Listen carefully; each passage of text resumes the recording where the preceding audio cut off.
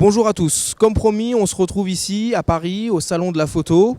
Toutes les annonces des nouveaux boîtiers qui ont été présentés à la Photokina sont présents sur les stands de tous les constructeurs. On va faire un tour.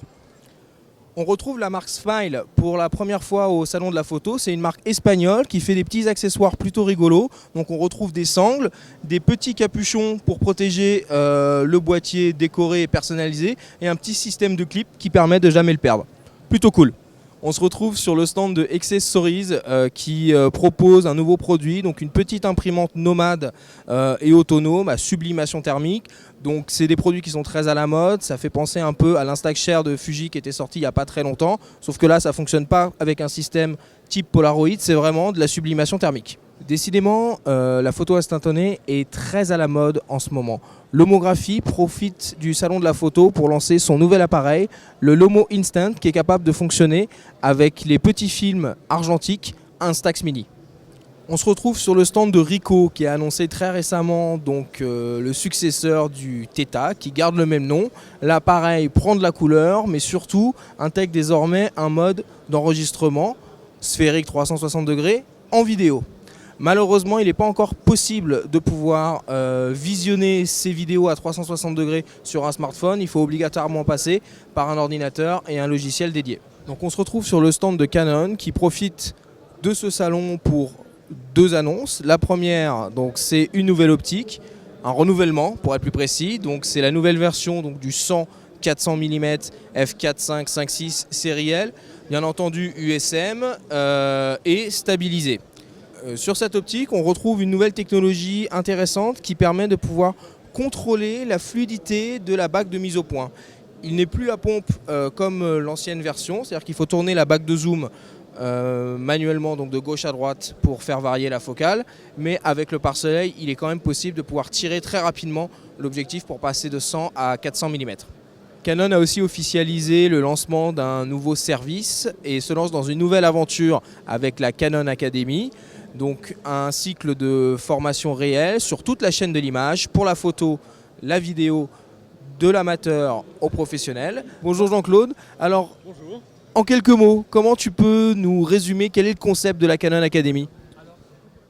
Merci pour le micro. La Canon Academy, c'est en fait possibilité de recevoir, d'avoir des contacts, de développer des contacts directs avec nos consommateurs à travers ce centre de formation photo, vidéo et impression, puisqu'on a la chance d'adresser un peu tous les composants de la chaîne de l'image.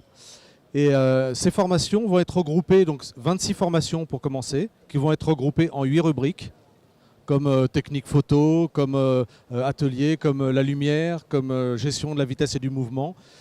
Dans un premier temps, le quartier maître, c'est le siège Canon, où nous avons une salle, ainsi qu'un studio. Dans un deuxième temps, il y aura une adresse parisienne, qui permettra d'ouvrir et de faire des formations également le week-end. Chez Nikon, on retrouve une nouvelle offre gérée par le SAV. Il s'agit d'un système de certification de boîtier d'occasion. Le concept est assez simple. Vous avez un boîtier Nikon que vous souhaitez revendre, vous l'envoyez au service après-vente Nikon, ils le vérifient, ils le remettent dans un état esthétique proche du neuf et vous le renvoient avec un papier certifié.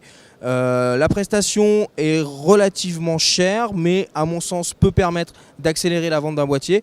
Le service ne concerne pas tous les modèles, mais vraiment les boîtiers experts et professionnels. En gros, du D750 au D4S. Les prix vont de 145 € pour les boîtiers entre guillemets les plus grand public, jusqu'à 180 € pour les boîtiers pro. On se retrouve maintenant chez Fuji. Alors c'est pas une nouveauté puisque le produit avait été annoncé à la Photokina. Malheureusement en septembre en Allemagne on n'avait pas pu le prendre en main puisqu'il était sous une vitrine. Il s'agit du nouveau zoom 50-140 mm, 2.8 constant. Comme toujours chez Fuji, on retrouve une bague de diaphragme manuelle, une conception en tout cas pour cette optique à encombrement constant, un objectif qui est stabilisé et qui dispose de nombreux joints d'étanchéité pour pouvoir être utilisé dans des conditions les plus extrêmes.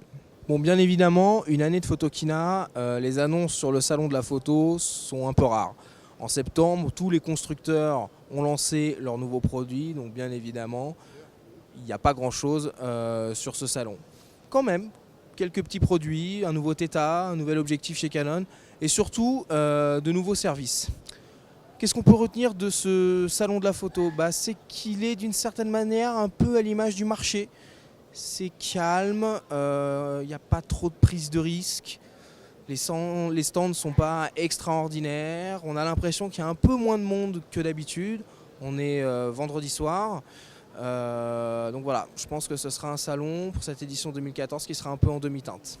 Bon, quoi qu'il en soit, la suite des événements, c'est en janvier le CES à Las Vegas et surtout en février le CP+, à Tokyo, au Japon.